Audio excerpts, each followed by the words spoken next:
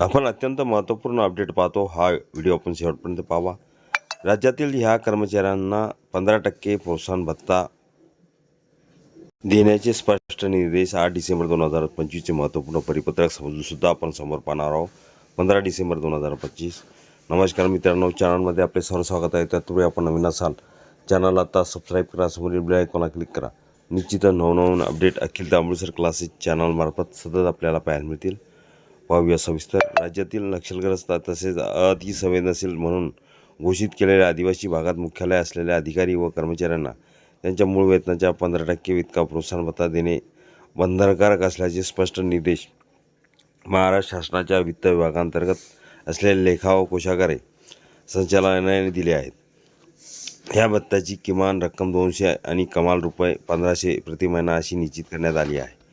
या संदर्भात नाशिक विभागातील काही आदिवासी नक्षलग्रस्त भागात कार्यरत अधिकारी कर्मचाऱ्यांना कोषागार कार्यालयाकडून प्रोत्साहन भत्ता अनुज्ञेय केला जात नसल्याबाबत तक्रारी प्राप्त झाल्या होत्या. याबाबत आदिवासी विकास आश्रमशाळा शिक्षक कर्मचारी संघटना, महाराष्ट्र राज्य नाशिक तसेच महाराष्ट्र राज्य आदिवासी विकास विभाग सेवानिवृत्त कर्मचारी संघटना यांनी शासनाकडे निवेदन दिले होते.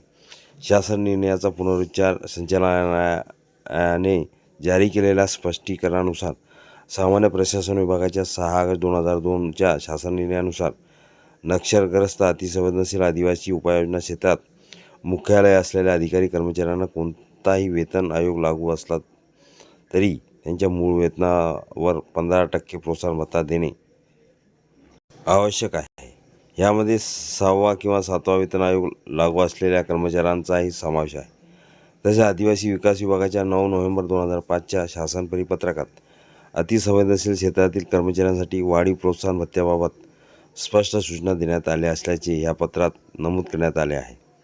सर्वसाधारण आदिवासी क्षेत्रासाठी वाढ नाही. महत्त्वाची बाब म्हणजे नक्षलग्रस्त किंवा असंवेदनशील क्षेत्र वगळता सर्वसाधारण आदिवासी क्षेत्रात कार्यरत कर्मचाऱ्यांच्या प्रोत्साहन भत्त्यात कोणतीही वाढ करण्यात आलेली नाही.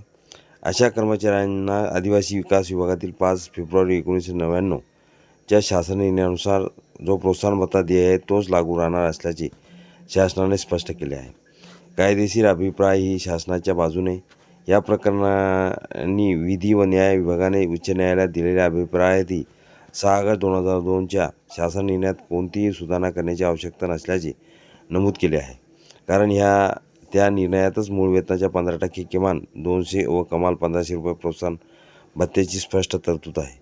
कोषागारांना स्पष्ट सूचना. ह्या सर्व बाबी लक्षात घेता लेखा व कोषागारे संचालनालयाने सर्व विभागीय सहसंचालकांना त्यांच्या अधीनस्थ कोषागार व उपकोषागार कार्यालयांना सदर निर्देश तातडीने कळविण्याचे आदेश दिले आहेत, जेणेकरून पात्र अधिकारी व कर्मचाऱ्यांना प्रोत्साहन भत्त्यापासून वंचित राहावे लागू नये.